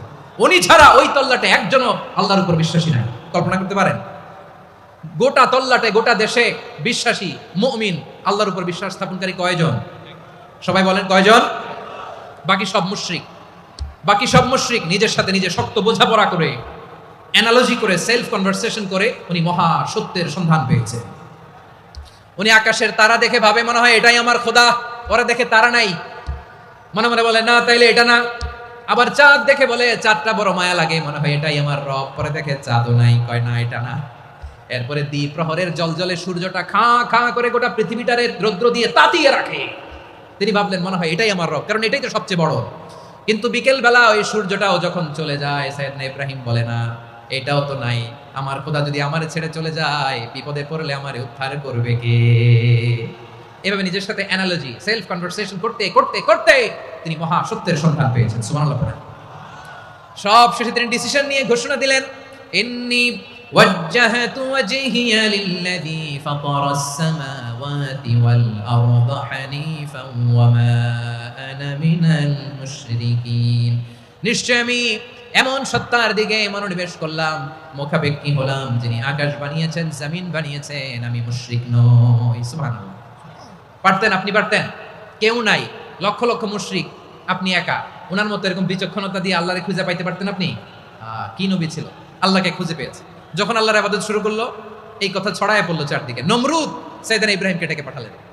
নমরুদ বলে, ইব্রাহিম তুমি নাকি মূর্তির পূজা না করে কোন নতুন রবের ইবাদত করো, কে তোমার রব? সাইয়েদনা ইব্রাহিম বললেন, রব্বি আল্লাযী ইউহয়ী ওয়া ইউমীত, আমি এমন রবের ইবাদত করি যিনি জীবন দেন, যিনি মৃত্যু দেন। নমরুদ বলে, তাই নাকি? তোমার রব জীবন দেয়, মৃত্যু দেয়, আর এটা তো আমি দেই, আমিও তো জীবন দেই, আমিও তো মৃত্যু দেই। সাইয়েদনা ইব্রাহিম বললেন, কেমন করে তুমি জীবন দাও, মৃত্যু দাও, একটু দেখাও তো। নমরুদ জেলখানা থেকে দুজন কয়েদিকে ডেকে আনলো, কয়েদি এনে অর্ডার করলো, একটাকে এখনই শিরোচ্ছেদ, হেড অফ, ডেথ পেনাল্টি, মৃত্যুদণ্ড দেয়া হলো, ফিনকি দিয়ে রক্ত বেরোলো। নমরুদ বলে, দেখো দুজনকে ধরে আনলাম, একজন কয়েদিকে দিলাম ডেথ পেনাল্টি, মৃত্যুদণ্ড, ওরে মৃত্যু দিলাম, আরেকজন যে দাঁড়িয়ে আছে চাইলে ওরেও আমি মৃত্যুদণ্ড দিতে পারি, কিন্তু না, ওরে আমি দিব না, ওরে আমি বাঁচাইয়া দিলাম, ছেড়ে দিলাম, মানে জীবন দিলাম। দেখো ইব্রাহিম, তোমার চোখের সামনে একজনরে মৃত্যু দিলাম, আর একজনরে জীবন দিলাম। আপাত দৃষ্টিতে তাই তো, একজনরে তো জীবন দিল, আরেকজনরে মৃত্যু দিল। সাইয়েদনা ইব্রাহিম এবার বিপাকে পড়ে গেলেন। কিন্তু এক একজন নবীকে আল্লাহ এমন উইজডম বিচক্ষণতা দিয়ে এই জমিনে পাঠিয়েছেন, মুহূর্তের মধ্যে আল্লাহর খলিল ইব্রাহিম বললেন, فإن الله يأتي بالشمس من المشرق فأتي بها من المغرب فبهت الذي كفر। আল্লাহর খলিল ইব্রাহিম বললেন, নমরুদ বুঝলাম তুমি জীবন দাও, মৃত্যু দাও, দেখলাম, কিন্তু আমার রব, আমার আল্লাহ প্রতিদিন সকালবেলা উষা লগ্নে ওই পূর্ব দিগন্ত থেকে সূর্যটাকে উদিত করেন, সাঁঝের বেলা, বিকেল বেলা, কুথুরি লগ্নে, সন্ধ্যা বেলা ওই দ্বিপ্রহরের জল জলে সূর্যটাকে পশ্চিম দিগন্তে ডুবিয়ে দেন। মানে সকালবেলা পূর্ব দিক থেকে উদিত করা সূর্যটাকে পশ্চিম দিকে বিকেলে তিনি ডুবিয়ে দেন। তুমি যদি পারো ওই সূর্যটাকে পশ্চিম দিক থেকে উদিত করে পূর্ব দিকে ডুবিয়ে দাও। সুবহানাল্লাহ পড়বেন না? দেখেন, ইনস্ট্যান্ট ইন্টেলেক্ট, মুহূর্তে বিচক্ষণতা, উইজডম কাকে বলে? নমরুদ পারবে? নমরুদের বাপ পারবে? ওর দাদা, ওর 14 গোষ্ঠী, গোটা বিশ্বের সব ক্ষমতাধর রাষ্ট্রনায়করা একসাথে হলে পারবে? ফাবুহিতাল্লাযী কাফার পারে নাই, ব্যর্থ হয়েছে। এবার তেলে বেগুনে জ্বলে উঠেছে, রেগে মেগে আগুন বলে, ফালকুহু ফিল জাহিম, ওর সাথে তর্ক নাই, না পেরে এবার এটারে আগুনে ফেলা। বিশাল বিশাল গাছ কেটে লাকড়ি এনে আগুনের কুণ্ডলি বানানো হলো, দাউ দাউ দাউ দাউ করে আগুন জ্বলে। আল্লাহর খলিল ইব্রাহিমকে আগুনে নিক্ষেপ করা হবে। আল্লাহর খলিল সাইয়েদনা ইব্রাহিমের হাতের মধ্যে রশি দিয়ে টাইট করে বাঁধা হলো, পায়ের মধ্যেও টাইট করে রশি দিয়ে বাঁধা হলো। আল্লাহর খলিল ইব্রাহিমকে আগুনের কুণ্ডলির মধ্যে ফেলা হবে। ওমিয়া, আপনি যে বিপদের কারণে ভয় পান, হতাশ হন, এটা কোনো বিপদ ওনার বিপদের সামনে? পটুয়াখালী আওয়াজ করে বলুন, সাইয়েদনা খলিল ইব্রাহিমের সামনে, বিপদের সামনে আমাদের বিপদগুলো কোনো বিপদ? এটা কোনো বিপদই না, এটা কোনো বিপদই না। হাত পা বেঁধে টাইট করে নিক্ষেপ করা হবে, সিম্পলি ফেলা যাবে না, কারণ দাউ দাউ করে দ্য ব্লেজিং ফায়ার, এমন আগুনের কুণ্ডলি, কাছে যাওয়া যায় না, আগুনের উত্তাপে নিক্ষেপ করা হবে। হাতে রশি বেঁধে, পায়ে রশি বেঁধে আল্লাহর খলিল ইব্রাহিম আলাইহিস সালামকে আগুনের মধ্যে নিক্ষেপ করা হবে। আহা, এটার বলে অগ্নি পরীক্ষা। উনি অগ্নি পরীক্ষার সম্মুখীন হয়েছিলেন। এজন্য কঠিন পরীক্ষাকে আমরা অগ্নি পরীক্ষার সাথে তুলনা করি, ঠিক কিনা? সাইয়েদনা জিবরাইল এসে বললেন, ও আল্লাহর খলিল, ওরা তো আপনার হাতও বেঁধে ফেললো, পাও বেঁধে ফেললো, নড়াচড়ার সুযোগ নাই, বলেন আমি জিবরিল ফেরেশতা আপনার জন্য কি করতে পারি? আল্লাহর খলিল ইব্রাহিম বলেন, ও জিবরাইল, তোমার কাছে আমার কোনো চাওয়া পাওয়া নাই। সুবহানাল্লাহ বলেন। তোমার কাছে বলার কিছু নাই, তোমার সাহায্যের আমার দরকার নাই। সাইয়েদনা ইব্রাহিম আলাইহিস সালামকে হাতে পায়ে রশি বেঁধে, হাত পা বাঁধা অবস্থায় জ্বলন্ত অগ্নিকুণ্ডে যখন নমরুদের দলবল নিক্ষেপ করবে, আল্লাহর খলিল কিভাবে নিজেকে আল্লাহর কাছে সঁপে দিয়েছেন, পটুয়াখালীর ভাইরা খেয়াল করে শুনুন। হাত পা বেঁধে আল্লাহর খলিলকে যখন নিক্ষেপ করা হবে, তিনি মুখ ফুটে বলে ফেললেন, হাসবুনাল্লাহু ওয়া নি'মাল ওয়াকিল। হাসবুনাল্লাহু ওয়া নি'মাল ওয়াকিল, আমার জন্য আল্লাহই যথেষ্ট, আমার জন্য আল্লাহই যথেষ্ট। তিনি আমার সবচেয়ে বড় গার্ডিয়ান, তিনি আমার সবচেয়ে বড় অভিভাবক। জিব্রাইলের সাহায্যে রফারকে ফিরিয়ে দিলেন। দুনিয়ার বুকে কারো কাছে কিছু বলেন নাই, মুখ ফুটে বলেছেন হাসবুনাল্লাহ। ও আমার পটুয়াখালীর প্রাণের ভাইয়েরা খেয়াল রাখবেন, কোন বান্দা তার হাতে থাকা সব চেষ্টাটুকুন করার পরে মুখ ফসকে মুখ দিয়ে যখন বলে ফেলে হাসবুনাল্লাহ, বান্দা যখন হাসবুনাল্লাহ বলে ফেলে, ওই ব্যাপারটা ডিল করার দায়িত্ব স্বয়ং আল্লাহ আরশের উপর থেকে নিয়ে নেয়। আপনি যখন বলে ফেলবেন হাসবুনাল্লাহ, এটা ডিলিং করবে কে তখন? চিল্লায় বলেন না, তিনি কে? বান্দা তার সাধ্যের সবটুকু চেষ্টার পরে নতজানু হয়ে যখন বলবে হাসবুনাল্লাহ, আল্লাহ তুমি আমার জন্য যথেষ্ট, নি'মাল ওয়াকিল, তুমি আমার শ্রেষ্ঠ অভিভাবক, তখন তার কি দরকার না দরকার এটা ডিল করে স্বয়ং আল্লাহ। নিক্ষেপ করা হলো সাইয়েদনা ইব্রাহিমকে অগ্নিকুণ্ডলিতে। হাজার হাজার মানুষের দৃশ্য দেখার জন্য জড়ো হয়েছে এরকম বিশাল ময়দানে। কিন্তু কি অবাক করা ঘটনা, সবাই ভয় পাচ্ছিল, না জানি কি হয়ে যায়। আল্লাহর খলিলকে যখন আগুনের কুণ্ডলিতে নিক্ষেপ করা হয়, আল্লাহর খলিল ইব্রাহিম আগুনের কুণ্ডলীর মধ্যে বসে বসে মানুষগুলোর দিকে তাকিয়ে হাসতে শুরু করে দেয়। কারণ আকাশ থেকে রব্বুল আলামিন স্পেশাল ভার্ডিক্ট নাজিল করেছেন, স্পেশাল হুকুম জারি করেছেন, কুল্লা ইয়া নারু কুনি বারদান ওয়া সালামান আলা ইব্রাহিম। ও আগুন খবরদার, সৃষ্টি শুরু থেকে তোকে একটা ধর্ম আমি বাতলে দিয়েছিলাম, তোর ধর্ম আগুনের ধর্ম হলো যা পাবে জ্বালিয়ে সারখার করবে। আল্লাহ বলল, আগুন তোর ধর্ম দিয়েছিলাম, তুই সব জ্বালিয়ে পুড়িয়ে সারখার করে দিবি, কিন্তু ক্ষণিকের জন্য আমি তোর জ্বালিয়ে দেওয়ার ক্ষমতাটাকে কেড়ে নিলাম, জ্বালিয়ে ভস্ম করে দেওয়ার ক্ষমতা আমি কেড়ে নিলাম। কুনি বারদান, ঠান্ডা হয়ে যা, কিন্তু এত বেশি ঠান্ডা হবি না আবার আমার ইব্রাহিমের জন্য সর্দি লেগে না যায়। সুবহানাল্লাহ, এত আস্তে বললে হবে? কুনি বারদান, বারদ মানে বরফ, ঠান্ডা, ঠান্ডা হ, কিন্তু এত ঠান্ডা হবি না যাতে আমার ইব্রাহিমের কষ্ট হয়। আগুন বলে, আল্লাহ একবার বললাম ঠান্ডা হ, আবার বলো এত ঠান্ডা হবি না যাতে খলিলের সর্দি না লাগে। কেমন ঠান্ডা হব, কেমন এনভায়রনমেন্ট তৈরি করে দেব বলো? আল্লাহ বললেন, সালামান আলা ইব্রাহিম, আমার খলিল, আমার কলিজা, আমার ইব্রাহিমের জন্য তুই জান্নাতের গুল বাগিচা হয়ে যা। ও ভাই, নবী মুসার মতো ঈমান হলে রাস্তা হবে সাগর জলে, নবী ইউসুফের মতন ঈমান হলে একে একে দরজা খোলে। নবী ইব্রাহিমের মতন ঈমান যদি আজও থাকে বিদ্যমান, অগ্নিকুণ্ডে দেখতে পাবে খুবসুরতে ফুল ভাগা। কুলনা ইয়া নারু কুনি বারদান ওয়া সালামান আলা ইব্রাহিম। বান্দা যখন মুখ দিয়ে বলে হাসবুনাল্লাহ, আমার আল্লাহ আমার জন্য যথেষ্ট, এই বলে যখন নিজেকে সঁপে দেয়, তার কি লাগবে ওই দায়িত্ব স্বয়ং নিয়ে নেয় কে? সবাই বলেন, স্বয়ং নিয়ে নেয় কে? তাহলে আমার প্রিয় ভাইরা, বিপদের শুরুতেই আমরা বলবো ইন্না লিল্লাহ। শুরুতে কি বলবো? এরপরে যেই বাক্যটা পড়ে নিজের পরিস্থিতিকে আল্লাহর দরবারে সঁপে দিব, সেটা হচ্ছে হাসবুনাল্লাহ। সেটা কি? বিষ্ণু বলেন, লা ইয়াজালু লিসানুকা রাতাবান মিন যিকরিল্লাহ, সব সময় আল্লাহর স্মরণ দিয়ে, জিকির দিয়ে জিহ্বাটারে সিক্ত রাখো। আর শয়তানু জাসিমুন আলা কলবি ইবনে আদম, শয়তান বনি আদমের কলবে খামচি মেরে বসে থাকে। ফাইদা যাকারাল্লাহ খালাসা, মানুষ যখন আল্লাহর স্মরণ করে জিকির করে, শয়তান দৌড়ে পালায়। ওয়া ইদা গাফালা ওয়াসওয়াসা, যখনই বনি আদম গাফেল হয় তখনই শয়তান তার হৃদয়ে ওয়াসওয়াসা দেয়। এজন্য বিপদে পড়লে ইন্না লিল্লাহ, নিজের সবটুকুন করার পরে, নিজের রোল প্লে করার পরে নিজেকে আমরা কি বলে সঁপে দিব? সবাই বলেন, সবাই বলতে হবে, আরো জোরে বলে, মনে থাকবে? বিপদে পড়লে প্রথমে ইন্না লিল্লাহ, এরপরে নিজেকে যখন সঁপে দিব তখন হাসবুনাল্লাহ। এরপরে কঠিন বিপদ যদি যখন বিষ্ণুনবী পড়তেন তখন কি করতেন? এমন বিপদ মাঝে মাঝে হয় না, দেয়ালে পিঠ থেকে যায়, চোখে মুখে অন্ধকার, কি করব দিশা খুঁজে পাই না, এরকম হয় কখনো? হ্যাঁ, আপনাদের হয়? হয় না? তো জান্নাতে আছেন আপনারা। হয় হয়, এরকম হয়েছে না যে দেয়ালে পিঠ থেকে গেছে, চোখে মুখে অন্ধকার, কই যাব, কি করব, বাঁচানোর কেউ না, এরকম হয়েছে কখনো আপনাদের? যদি হয় তাইলে এটার সলিউশন বলবো, না হইলে তো এগুলো বলে লাভ নাই। হয় হয় হয়, বিশ্বনবী এরকম কঠিন বিপদে পড়েছেন জীবনের কিছু কিছু মুহূর্তে। ওই মুহূর্তে বিশ্বনবী স্পেশাল দুইটা দোয়া পড়তেন, এই দোয়াগুলো আপনাদেরকে জানিয়ে দেয়। বিশ্বনবী বলেন, কঠিনতম বিপদে যখন পড়বা, দেয়ালে পিঠ থেকে যায়, চোখে মুখে অন্ধকার, বাঁচার কোনো উপায় নাই, তখন করবা লা ইলাহা ইল্লা আনতা সুবহানাকা ইন্নী কুনতু মিনাজ জালিমিন। আল্লাহ তুমি ছাড়া কোনো ইলাহ নাই, তুমি পবিত্র, নিশ্চয় আমি জালিমদের অন্তর্ভুক্ত। সুবহানাল্লাহ বলেন। এই দোয়া সাইয়েদনা ইউনূস আলাইহিস সালাম পড়েছিলেন যখন মাছের পেটে ছিলেন। কিসের পেটে? এবং অনেক মুফাসসিরিন একরাম বলেছেন, অনেক আহলুল ইলমরা বলেছেন এটা হচ্ছে ইসমে আজম। ইসমে আজম এমন দোয়া যেটা দিয়ে দোয়া করলে আল্লাহ দোয়া কবুল করে, কিন্তু এটা কোনটা এটা নিয়ে ইখতিলাফ আছে। কোন আহলুল ইলম বলেন লা ইলাহা ইল্লা আনতা সুবহানাকা ইন্নী কুনতু মিনাজ জালিমিন, এটা হচ্ছে ইসমে আজম। সাইয়েদনা ইউনূস আলাইহিস সালাম পড়েছেন। আপনারা পড়েননি? তুফান হইলে পড়েন না? আমাদের এলাকায় তো এটা খুব, এটার উপর ব্যাপক আমল আছে। পটুয়াখালীতে কি অবস্থা বলেন? পড়েন পড়েন পড়েন পড়েন। একটা গল্প শুনেছিলাম, পাক হানাদার বাহিনী যখন বাংলাদেশে অ্যাটাক করতো, ৭১ সালের ঘটনা বলতেছে, আমরা তো দেখি নাই, শুনছি আর কি।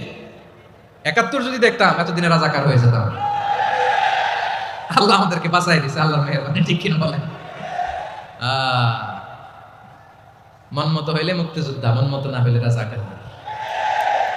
কত কিছু দেখলাম এই শাহবাগের বুকে।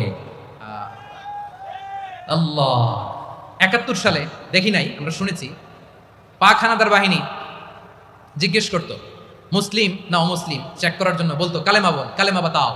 তো যারা কালেমা বলতে পারতো পাকিস্তানি বাহিনী নাকি ওদেরকে ছেড়ে দিত, শুনেছি। তো একজনকে এক বাঙালিরে পেয়ে তার মাথার মধ্যে বন্দুকের নল ধরে বলতেছে কালেমা বল সালে, কালেমা বাতা, কালেমা বল। তো ভয়ের চোটে এই দোয়া পড়া শুরু করছে। ও পড়তেছে লা ইলাহা ইল্লা আনতা সুবহানাকা ইন্নী কুনতু মিনাজ জালিমিন। পাকিস্তানি বলে সালে ইয়ে তো মুসিবত কা কালেমা है। বাঙালি কয় হাম তো ভি মুসিবত মে হ্যায়। পাকিস্তানি বলে বেটা কোন দোয়া বললি, এটা তো মুসিবতের কালেমা। কয় আমিও তো মুসিবতে আছি, আমার মাথার মধ্যে বন্দুক ধরে তুমি আমার কালেমা জিজ্ঞেস করো, এখন কোনটা কালিমা আর কোনটা কি, তো আমার হুশ আছে নাকি? প্রিয় ভাইরা, আসলে এটা দুআউল মুসিবা, বিপদে পড়লে এই দোয়া পড়তে হয়, লা ইলাহা ইল্লা আনতা সুবহানাকা ইন্নী কুনতু মিনাজ জালিমিন। এটা পড়বেন আপনারা। এই দোয়া পড়ে সাইয়েদনা ইউনূস আলাইহিস সালাম মাছের পেট থেকে রক্ষা পেয়েছিলেন। রক্ষা করেছিল কে? তুমি ইউনূস নবীরে যখন খাইলো মাছেতে গিলিয়া, ফেরেশতা পাঠাইয়া দিলে ইসমে আজম দিয়া। প্রাণে ছিল যাহার ভয় সেথা পাইল আশ্রয়, প্রাণে ছিল যাহার ভয় সেথা পাইল আশ্রয়। মাছের পেট হতে সে যে পেল পরিত্রাণ। আল্লাহু আল্লাহু তুমি জাল্লে জালালুহু, শেষ করা তো যায় না গে তোমার গুণগান। আল্লাহু আল্লাহু সুবহানাল্লাহ পড়ে।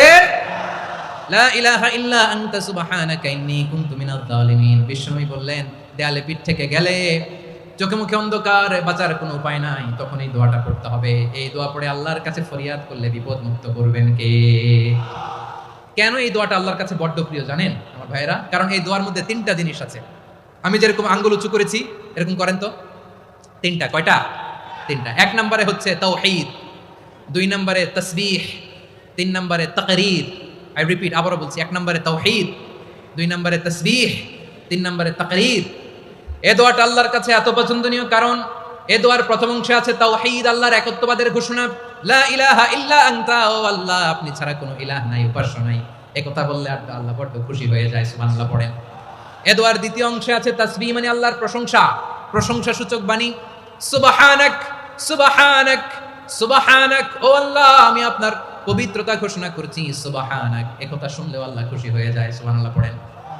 এই দোয়ার তৃতীয় অংশে আছে তাকরীর, তাকরীর মানে পাপের স্বীকৃতি। তাকরীর মানে কি?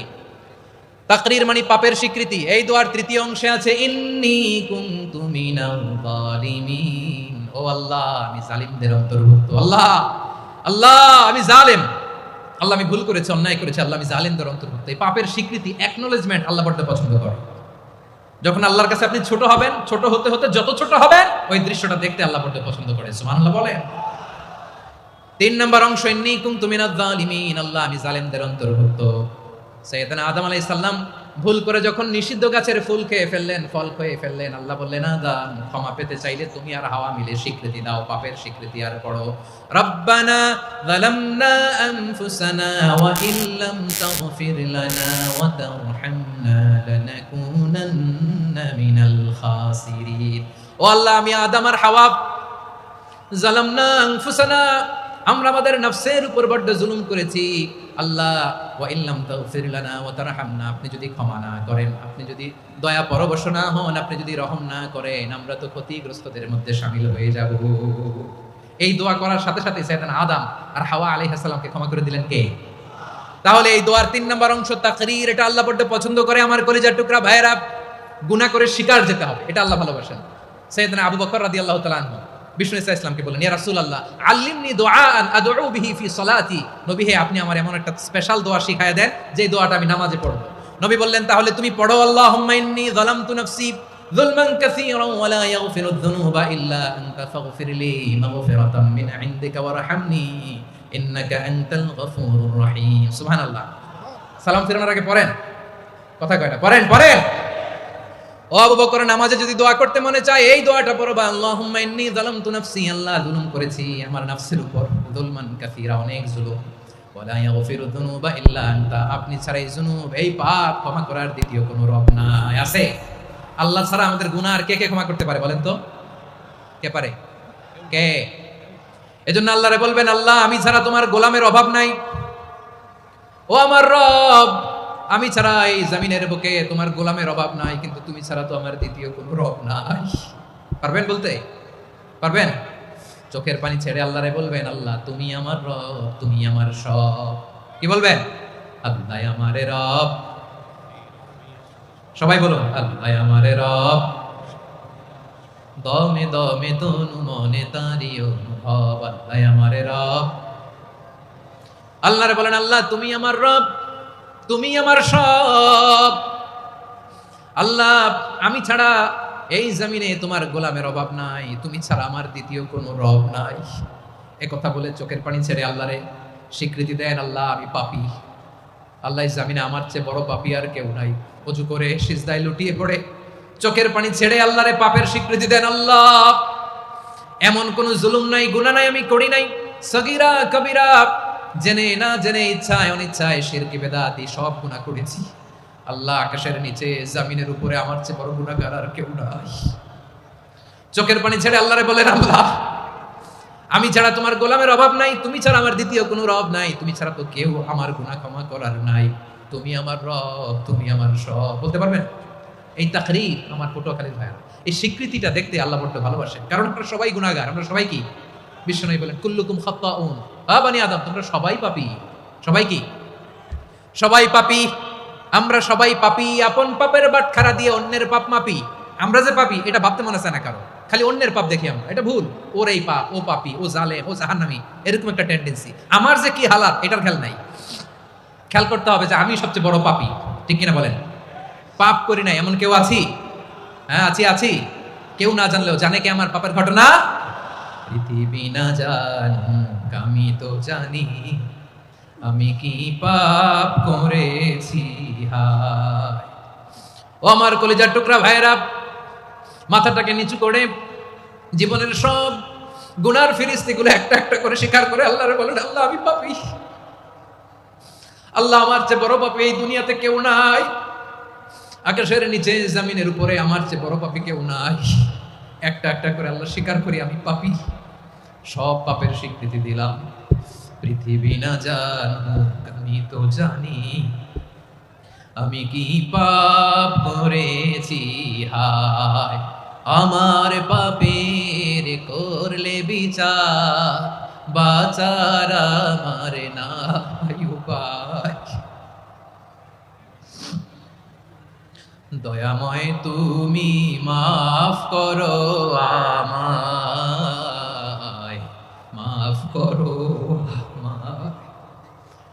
আল্লাহ তাআলা যদি দয়া করে আমাদেরকে মাফ না করে, আমাদের বাঁচার কোনো উপায় নাই। আপনি কি ভেবেছেন আপনার নামাজ দিয়ে আপনি জান্নাতে যাবেন? আপনি তাহাজ্জুদ গুজার, সেজদা দিতে দিতে কপালে দাগ ফেলেছেন, এটা আপনারা জান্নাতে নেবে না। আপনি এলাকার সবচেয়ে বড় হাতেম তাই দানশীল, এই দানের ভরসায় বসে আছেন, কশিন কালো না। আমাদের নামাজ, আমাদের রোজা, আমাদের ইবাদত, এগুলোকে মিজানের পাল্লায় উঠালে কোনো ওজনই হবে না। তবে আমাদের একটা কৌশল জানা আছে, আমরা আল্লাহর রহমতের ভিখারি। আমরা সেদিন আগেই গুনার স্বীকৃতি দিয়ে দেব। আমরা বলবো, আল্লাহ তুমি প্রশ্ন করার আগে তোমার একটা কথা বলি, আমারে কিছু জিজ্ঞেস করো না, আমি সব করেছি। এমন কোন পাপ নাই যে পাপ আমারে দিয়ে হয় নাই। তোমার রহমত দিয়ে তুমি জান্নাতে পাঠাবা, তোমার দয়ায় জান্নাতে যেতে চাই, আমল দিয়ে না। পারবেন বলতে? কিয়ামতের দিন আমরা বলবো, আল্লাহ আমার আমল দিয়ে জান্নাত চাই না, আমি তোমার দয়া দিয়ে জান্নাত চাই। তোমার দয়া ছাড়া আমার কোনো উপায় নাই। কারণ আল্লাহ যদি বিচার করে বাঁচার কারো উপায় নাই। আল্লাহ যদি বলে ফেলেন তুই এটা করলি কেন, ওখানে গেলি কেন, কোরআনে 1000 বার নিষেধ করলাম তারপরেও এই পাপে জড়ালি কেন, এরকম প্রশ্ন ছুড়ে দিলে আমার উত্তর আছে? বাঁচার কোনো উপায় আছে? রোজ হাসরে হে আল্লাহ আমার করোনা বিচার, আল্লাহ করোনা বিচার, বিচার চাহি না তব দয়া চাই, এ গুনাহগার, করোনা বিচার। আপনার আমল দিয়ে জান্নাতে যাবেন? কি দিয়ে যাবেন? আল্লাহর দয়া দিয়ে। আল্লাহর রহম আর দয়া ছাড়া কেউ জান্নাতের চেহারাও দেখতে পাবে না। আমার প্রিয় ভাইরা, এই দোয়া আল্লাহর কাছে পছন্দনীয় হওয়ার কারণ 3টা। দোয়ার প্রথম অংশে আছে তাওহীদ, আল্লাহর একত্ববাদের ঘোষণা। এই দোয়ার দ্বিতীয় অংশ আছে তাসবিহ, আল্লাহর প্রশংসা সূচক বাণী। এই দোয়ার 3 নাম্বার অংশ পাপের স্বীকৃতি। তাহলে আমরা সবাই গুনাহগার। আমরা আল্লাহর কাছে পাপের স্বীকৃতি দিয়ে বলবো, ও আল্লাহ ইন্নী কুনতু মিনাজ জালিমিন, আমরা জুলুম করেছি, পাপ করেছি, অন্যায় করেছি, আল্লাহ বুঝতে পারি নাই, শয়তানের ওয়াসওয়াসায় পড়ে, বন্ধুর পাল্লায় পড়ে, নফসের খায়েশ মিটাতে যে আল্লাহ করে ফেলেছি। তুমি গুনাহ না মাফ না করলে আমাদের গুনাহ মাফ করার দ্বিতীয় কেউ নাই। ঠিক কিনা বলেন? এভাবে অনুতপ্ত হয়ে যদি আল্লাহর কাছে দোয়া করেন, দেয়ালে পিঠ থেকে গেছে, কোনো রাস্তা নাই বের হওয়ার, ওই মুহূর্তেও আপনাকে বিপদ থেকে উদ্ধার করবে কে? বিশ্বনবী চরম বিপদে পড়লে 2টা দোয়া পড়তেন। প্রথম হলো এটা, লা ইলাহা ইল্লা আনতা সুবহানাকা ইন্নী কুনতু মিনাল জালিমিন। এই দোয়াটা আমরা বেশি বেশি পড়ব প্রিয় ভাইরা। রাজি আছেন? সবাই আওয়াজ করে পড়ুন ইনশাআল্লাহ। আমার প্রিয় ভাইরা, বিপদে পড়লে বিশ্বনবী আরো একটা দোয়া পড়তেন, লা ইলাহা ইল্লাল্লাহুল আযীমুল হালিম, লা ইলাহা ইল্লাল্লাহু রাব্বুল আরশিল আযীম, লা ইলাহা ইল্লাল্লাহু রাব্বুস সামাওয়াতি ওয়াল আরদি ওয়া রাব্বুল আরশিল কারীম। এই যে বললাম, রেকর্ড হয়ে গেছে। এখন তো আর ইনস্ট্যান্ট মুখস্থ না হলো, পরে মুখস্থ করে নেবেন। আল্লাহ ছাড়া কোনো উপাস্য নাই, তিনি সুমহান, মহা সহিষ্ণু। আল্লাহ ছাড়া কোনো উপাস্য নাই, তিনি সুমহান, আরশের অধিপতি। আল্লাহ ছাড়া কোনো উপাস্য নাই, তিনি আকাশের মালিক, জমিনের মালিক, তিনি সুবিশাল, আরশের অধিপতি। সুবহানাল্লাহ পড়েন। এই দোয়াটা কেউ যদি পড়ে যদি এর ওসিলা করে দোয়া করে, তাকে বিপদ থেকে মুক্তি দেয় কে? মনে থাকবে আপনাদের? তাহলে বিপদের প্রথম ধাক্কায় কি যেন পড়তে হয়? ইন্না লিল্লাহ।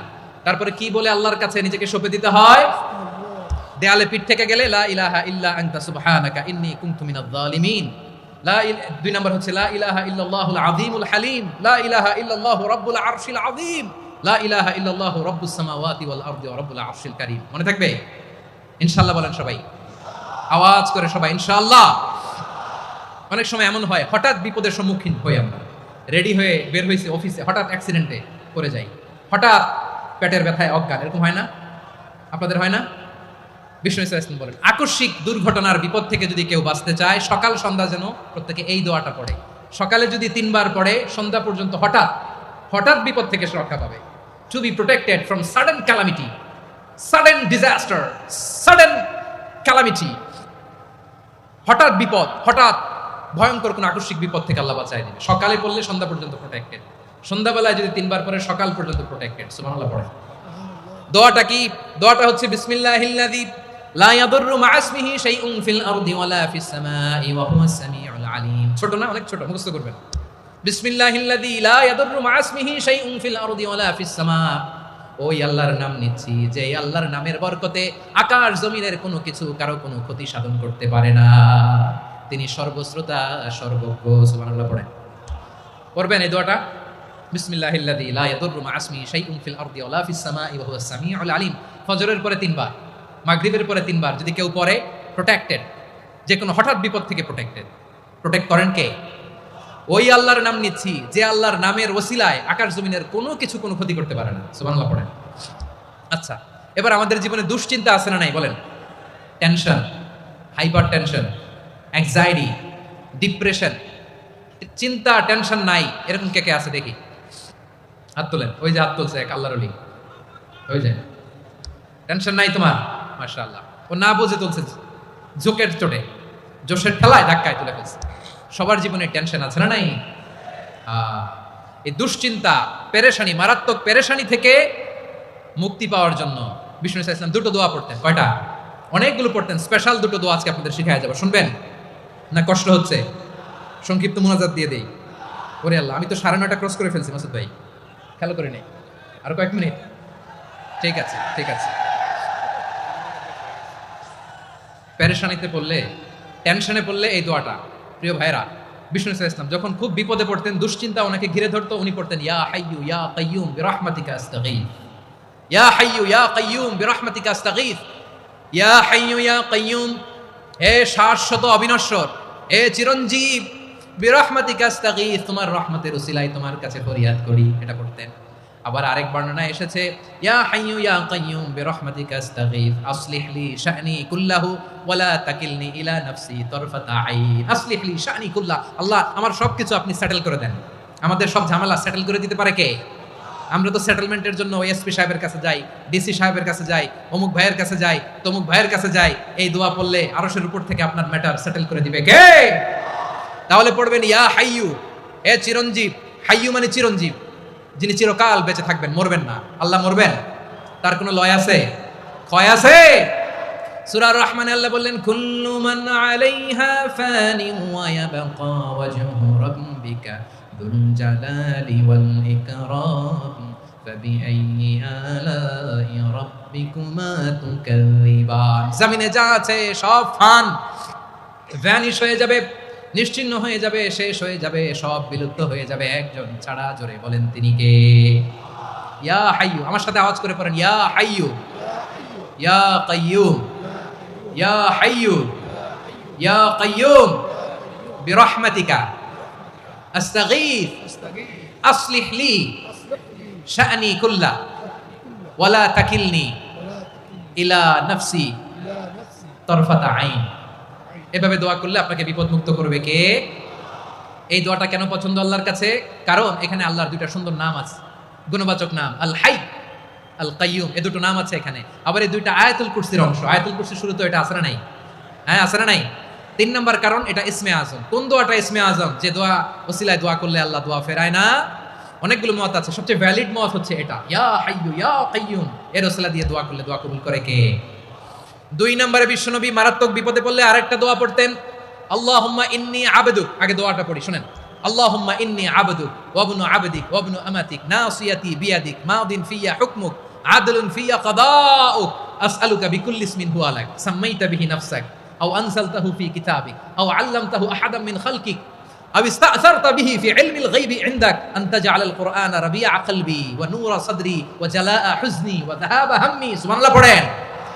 বিষ্ণুই বলতেন আল্লাহুম্মা ইন্নী আবদুক, ও আল্লাহ আমি আপনার গোলাম, ওয়াবনু আবদিক, গোলামের ঘরের গোলাম, ওয়াবনু আমাতিক, বাদির ঘরের গোলাম। মানে আল্লাহ আমি আপনার গোলাম, আমার বাবা আব্দুল্লাহ ছিল আপনার গোলাম, আমার মা আমিনা ছিল আপনার বাদী। মানে আমরা গোলাম বংশের সব গোলাম। নিজের এর চেয়ে আর ছোট করে আল্লাহর কাছে উপস্থাপন করা যায় আমার ভাইরা? কথা কি বুঝতেছেন? নিজেকে এর চাইতে ছোট, নগণ্য আর তুচ্ছ করে আল্লাহর সাথে প্রেজেন্ট করা যায়? বিষ্ণুই বললেন ও আল্লাহ আমি আপনার গোলাম, গোলামের ঘরের গোলাম, দাসীর ঘরের গোলাম, নাসিয়াতি বিয়াদিক, আমার মাথার চুলের ছুটি আপনার হাতের মুঠোয়। আপনি ডানে টান দিলে আমি ডানে যেতে বাধ্য, আপনি বাঁয়ে টান দিলে বাঁয়ে যেতে বাধ্য। সুবহানাল্লাহ বলেন। পিছনে 2-1 ভাই দাঁড়ালেন কেন? হ্যাঁ, বসুন। জায়গা চেঞ্জ করতেছে, সেই দুপুর থেকে বসে আছে আমি জানি। মাশাআল্লাহ। কেউ 2-1 বেরিয়েছে, গ্যাপ পূরণ করতেছে। মাশাআল্লাহ। পড়েন সুবহানাল্লাহ আলহামদুলিল্লাহ লা ইলাহা ইল্লাল্লাহু মুহাম্মাদুর রাসূলুল্লাহ সাল্লাল্লাহু আলাইহি ওয়াসাল্লাম। বিষ্ণুই বললেন আল্লাহ আমার মাথার চুলের ঝুঁটি আপনার হাতের মুঠোয়। আচ্ছা, এইভাবে কাকে ধরা হয়? যে খুব ছোট, ঠিক কি না? নিজেকে কত ছোট করলেন বিষ্ণুনবী। ও আল্লাহ আমার মাথার চুলের ঝুঁটি আপনার হাতের মুঠোয়, আপনি ডানে টানলে আমি ডানে যাব, বাঁয়ে টানলে বাঁয়ে যাব। আল্লাহ আসআলুকা বিকুল্লি ইসমিন হুয়া লাক নাসিয়াতি বিয়াদিক মাদিন ফিয়া হুকমুক, আপনার নির্দেশ আমার উপর কার্যকর হবেই হবে। আদলুন ফিয়া কাদাউক, আপনার ফয়সালা, যেই ফয়সালাই আপনি আমার জন্য করেন এটাই ইনসাফ। সুবহানাল্লাহ বলেন। আমরা আল্লাহর ফয়সালায় সন্তুষ্ট হতে চাই না। কত কমপ্লেইন, আল্লাহ তুমি এটা দিলা না, ওইটা পাইলাম না, ওইটা হইল না রে, এরকম অভিযোগ, কমপ্লেইন আমাদের আছে না নাই? আর বিশ্বনবী বলতেন আদলুন ফিয়া কাদাউ, আল্লাহ আমার জন্য তোমার যেটা ফয়সালা এটাই সবচেয়ে শ্রেষ্ঠ ইনসাফ, এর চেয়ে ইনসাফ আর হতে পারে। এভাবে কায়েম মনোবাক্যে আল্লাহর কাছে বিশ্বনবী দোয়া করতেন। এরপরে বিশ্বনবী বলেন, আল্লাহ তোমার যত নাম আছে সব নামের ওসিলায় দোয়া করি, যে নাম তুমি আমাদেরকে জানিয়েছো, যে নাম তুমি আমাদেরকে জানাও নাই, যে নাম তুমি কোরআনে নাজিল করেছো, যে নাম নাজিল করো নাই, যে নাম শুধু নবীদেরকে জানিয়েছো। আর আল্লাহর এমন কিছু চমৎকার চমৎকার সুন্দর সুন্দর নাম আছে, এই নামগুলো রব্বুল আলামিন কাউকে জানাবে না। সুবহানাল্লাহ বলেন। আমরা তো 99 নাম জানি, 100 নাম জানি আল্লাহ, কিন্তু আল্লাহর এমনও কিছু নাম আছে যেগুলো আল্লাহ বিশ্বনবীরও জানায় নাই, এগুলো আল্লাহ ইলমুল গায়বে রেখে দিয়েছেন। দোয়ার সময় বলবেন, আল্লাহ তোমার যেই নামগুলো জানি, যেগুলো জানি না, যেগুলো কোরআনে আছে, যেগুলো নাই, যেগুলো নবীরে খাস ভাবে জানাইছো ওগুলোর উসিলায়, যেগুলো কোনোদিন জানাবাও না তোমার ওই নামের উসিলাও তোমার কাছে চাই। আল্লাহ কোরআনকে আমার হৃদয়ের বসন্ত বানাও, আমার বক্ষের জ্যোতি বানাও, আমার চিন্তা দুশ্চিন্তা তুমি দূর করে দাও। বিশ্বনবী বললেন, এই কালিমাগুলো, এই বাক্যগুলো পড়ে যদি কেউ আল্লাহর কাছে ফরিয়াদ করে, তার হৃদয় থেকে দুশ্চিন্তা কাটিয়ে দিবে কে? পড়বেন, এই দোয়াগুলো পড়বেন। আচ্ছা, সবশেষে বলি, ঋণের বোঝায় যারা জর্জরিত, বিষ্ণু ইসলাম চমৎকার একটা দোয়া শিখিয়েছেন। আমাদের অনেকে ঋণের বোঝায় জর্জরিত, আছে না নাই? এদিকে কেউ আছেন? থাকলে হাত তোলার দরকার নেই, থাকলে এই দোয়াটা পড়বেন। এক সাহাবীর নাম আবু উমামা, নামাজের ওয়াক্ত ছাড়া উনি মসজিদে যেয়ে বসে আছে। বিষ্ণু বললেন, কিরে আবু উমামা, নামাজের তো ওয়াক্ত হয় না, মসজিদে কি? সাহাবী বলে, হুমুমুন লাজিমাতনি ওয়া দুয়ুন, নবী গো ঋণের বোঝায় এমন টেনশনে আছি, ঘরে থাকতে পারলাম না, মসজিদে চলে আসছে। বিষ্ণু বলেন, আমি কি তোমার এমন একটা দোয়া শিখাবো যেটা পড়লে আল্লাহ তাআলা তোমার ঋণের বোঝা হালকা করে দিবে? আবু উমামা বললেন, ইয়া রাসূলুল্লাহ, অবশ্যই শিখাবেন। বিষ্ণু বললেন, তাহলে তুমি পড়বা, আল্লাহুম্মা ইন্নী আউযু বিকা মিনাল হাম্মি ওয়াল হাযান ওয়া আউযু বিকা মিনাল জুবনি ওয়াল বুখল ওয়া আউযু বিকা মিন গালাবাতিদ দাইনি ওয়া কাহরির রিজাল। ও আল্লাহ, তোমার কাছ থেকে দুশ্চিন্তা থেকে পানাহ চাই, কৃপণতা, ভীরুতা, অলসতা, কার্পণ্যতা, এই সব কিছু থেকে, মানুষের কঠোরতা, আমার উপর মানুষের আধিপত্য এবং ঋণের বোঝা থেকে পানাহ চাই। এই দোয়াটা যখন বিষ্ণু শিখাই দিলেন, আবু উমামা বারবার এই দোয়া পড়ে, আল্লাহুম্মা ইন্নী আউযু বিকা মিনাল হাম্মি ওয়াল হাযান ওয়া আউযু বিকা মিনাল আজজি ওয়াল কাসাল ওয়া আউযু বিকা মিনাল জুবনি ওয়াল বুখল ওয়া আউযু বিকা মিন গালাবাতিদ দাইনি ওয়া কাহরির রিজাল। আবু উমামা বলে, এই দোয়া আমি পড়তে লাগলাম আর পড়তে লাগলাম, কিছুদিন পরে দেখা গেল বিষ্ণুনবীর শেখানো এই দোয়ার বদৌলতে আল্লাহ তাআলা আমার সব ঋণ পরিশোধের ব্যবস্থা করে দিয়েছেন।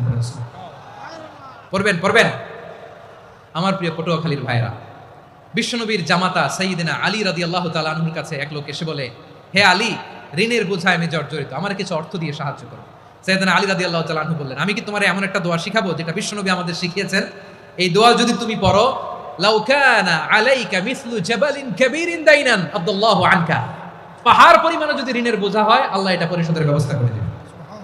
ছোট্ট একটা দোয়া বিশ্বনবী শিখালেন, বললেন তুমি পড়বা, আল্লাহুম্মা কফিনি বিহালালিকা আন হারামিকা ওয়া আগনিনি বিফাদলিকা আম্মান সিওয়াক। মুখস্থ আছে? হ্যাঁ আছে। আল্লাহুম্মা কফিনি বিহালালিকা আন হারামিক, আল্লাহ তোমার হালাল দিয়ে আমাকে পরিতুষ্ট করো, হারাম থেকে বাঁচিয়ে রাখো, আর তোমার অনুগ্রহে মানুষের মুখাপেক্ষী যেন আমি না হই, আমি যেন সবসময় তোমার মুখাপেক্ষী হই, ওই তৌফিক দিও। সুবহানাল্লাহ পড়েন। এই দোয়া বেশি বেশি পড়লে ঋণের বোঝা হালকা করে দিবে কে? তাহলে প্রিয় ভাইয়েরা, বিপদে পড়লেই প্রথমে কি পড়বেন? পটুয়াখালী ভুইলা গেছে, বিপদে পড়লেই প্রথমে ইন্না লিল্লাহ কি বলে নিজেকে আল্লাহর কাছে সঁপে দিতে হয়? হাসবুনাল্লাহ। চরম বিপদে দেয়ালে পিঠ থেকে গেছে, তখন লা ইলাহা ইল্লা আনতা সুবহানাকা ইন্নী কুনতু মিনাজ জালিমিন। এরপরে লা ইলাহা ইল্লাল্লাহুল আযীমুল হালিম, এই দোয়া। আকস্মিক বিপদ, হঠাৎ যেন কোনো বিপদ আমাকে পেয়ে না বসে, এটার জন্য বিসমিল্লাহিল্লাযী লা ইয়াদুররু মা ইসমিহি শাইউন ফিল আরদি ওয়ালা ফিস সামাই ওয়া হুয়াস সামিউল আলীম। সকালে 3 বার, রাতে 3 বার। আর মারাত্মক tension, hyper tension, anxiety, depression থেকে বাঁচার জন্য 2 দোয়া, ইয়া হাইয়্যু ইয়া কাইয়্যুম, ইয়া হাইয়্যু ইয়া কাইয়্যুম, মনে থাকবে? আর আল্লাহুম্মা ইন্নী আবদুক, এই দোয়া। ঋণ থেকে বাঁচার জন্য 2 দোয়া, আল্লাহুম্মা ইন্নী আউযু বিকা মিনাল হাম্মি ওয়াল হাযান, এটা। আর আল্লাহুম্মা কফিনি বিহালালিকা আন হারামিকা ওয়া আগনিনি বিফাদলিকা আম্মান সিওয়াক। আর সব সময় পড়ার জন্য একটা আমল দিয়ে যাই, উঠতে বসতে, অফিসে যাচ্ছেন, অফিস থেকে ফিরতেছেন, বসে আছেন, শুয়ে আছেন, ছোট্ট এক শব্দে আমরা যেন বেশি বেশি পড়ি, আস্তাগফিরুল্লাহ। আওয়াজ করে আমার সাথে পড়ুন, আস্তাগফিরুল্লাহ। আবার পড়ুন, আস্তাগফিরুল্লাহ। আল্লাহ রাসূল সাল্লাল্লাহু আলাইহি ওয়াসাল্লাম বলেন, মান লাজিমাল ইস্তিগফার, যে সব সময় এরকম ইস্তিগফারের সাথে লেগে থাকে, জাআলাল্লাহু লাহু মিন কুল্লি দীকিন মাখরাজা, আল্লাহ তাআলা তাকে কোনো বিপদে আটকান না, সে জীবনে আটকাবে না, যে কোনো বিপদে আল্লাহ তার রাস্তা বের করে দিবেন। Way out, you will get a way out in solution. সুবহানাল্লাহ। ওয়া মিন কুল্লি হাম্মিন ফারাজা, দুশ্চিন্তা মুক্ত হবে। ওয়া ইয়ারযুকহু মিন হাইসু লা ইয়াহতাসিব, এমন জায়গা থেকে আল্লাহ রিজিকের বন্দোবস্ত করবে যেটা সে কল্পনাও করে না। আওয়াজ করে পড়েন সুবহানাল্লাহ। তাহলে মনে থাকবে আস্তাগফিরুল্লাহর কথা। সব শেষ কথা বলবো, সব শেষ। আমার প্রিয় ভাইয়েরা, এটা গেল নিজের বিপদ। কিসের বিপদ? নিজে যদি বিপদে পড়েন, অন্যের বিপদ যদি দেখেন, এটার জন্য একটা দোয়া আছে। অনেক সময় আমরা দেখি হাসপাতালে ক্যান্সারের 3rd স্টেজে চলে গেছে, লোকটা হ্যাংলা হয়ে চিকন হয়ে হায়রে কি কষ্ট পায়, দেখি না? বিষ্ণু বলে একটা দোয়া যদি কেউ অন্যের কোনো বিপদ দেখে পড়ে, ওই বিপদ তার জীবনে কখনো আসবে না। শুনবেন? শোনার আগ্রহ আছে? অনেক সময় হয় যে আমরা মহাসড়ক দিয়ে যখন চড়ি, দুর্ঘটনায়, আইরে আল্লাহ, দুর্ঘটনায় মানুষের মাথা একদিকে, দেহ আরেকদিকে, ব্লিডিং, এরকম হয় না? আল্লাহ তুমি হেফাজত করো। বিশ্বনবী বলেন এই দুর্ঘটনা দেখে কেউ যদি এই দোয়াটা পড়ে, তার জীবনে সে কোনোদিন এরকম অ্যাক্সিডেন্টের সম্মুখীন হবে না। শুনবেন? বিশ্বনবী বলেন অন্যের বিপদ দেখে কেউ যদি পড়ে, আলহামদুলিল্লাহিল্লাযী আফানি মিম্মা বাতালাকা বিহি ওয়া ফাদ্দালানি আলা কাসীরিন মিম্মান খালাকা তাফদীলা, মানে প্রশংসা সে আল্লাহর, যে আল্লাহ তাআলা তোমাকে যেই জিনিস দিয়ে পরীক্ষা করেছে, আমাকে ওইটা থেকে বাঁচিয়ে দিয়েছে। তোমাকে আল্লাহ যেই বিপদে ফেলেছে, আমাকে ওই বিপদ থেকে তিনি মুক্ত রেখেছে, আর তার অনেক সৃষ্টির উপর আমাকে তিনি প্রাধান্য দিয়েছে। সুবহানাল্লাহ পড়েন। যে কোনো বিপদ, কারো ক্যান্সার দেখে যদি এই দোয়াটা আপনি বিশ্বাসের সাথে পড়েন, জীবনে কোনোদিন ক্যান্সার রোগে আক্রান্ত হবেন না। দুর্ঘটনা দেখে যদি পড়েন, ওই দুর্ঘটনা আপনাকে স্পর্শ করবে না। যে কোনো কারো বিপদ দেখে যদি কোনো বিশ্বাসী বান্দা এই দোয়া পড়ে, বিশ্বনবী বলেন লাম ইউসিবহু যালিকাল বালা, ওই বিপদ তাকে আর ধরবে না। উফিয়া মিনহু মিন যালিকাল বালা কাইনাম মা কান, সে যতদিন হায়াত পাবে কোনোদিন ওই বিপদ তাকে স্পর্শ করবে না। এই দোয়াটা পড়তে রাজি আছেন আমার প্রিয় ভাইরা? তাহলে পুরো আলোচনার সেন্ট্রাল থিম হচ্ছে আমাদের জীবনে বিপদ আসবে, কষ্ট আসবে, দুঃখ আসবে, কিন্তু বিপদে আপদে আমরা হাল ছেড়ে দিব না, হতাশ হব না। মুমিন হতাশ হয় না, নিরাশ হয় না, হাল ছেড়ে দেয় না। মুমিন ভরসা রাখে একজনের উপর। আওয়াজ করে বলুন যিনি কে? বিপদে পড়লে আমাদেরকে উদ্ধার করে কে? আবার আমাদেরকে যদি কোনো নেয়ামত আল্লাহ দিতে চান, ওইটা কেড়ে নেওয়ার ক্ষমতা কারো আছে? তাহলে আমরা কানেক্টিভিটি বাড়াবো কার সাথে? আমাদের প্রার্থনার ফরিয়াদের হাত তুলবো কার কাছে? রাজি আছেন পটুয়াখালীর ভাইয়েরা? মনে থাকবে কথাগুলো? আল্লাহ তাআলা আমাদের সবাইকে কথাগুলো বোঝার ও আমল করার তৌফিক দান করুন।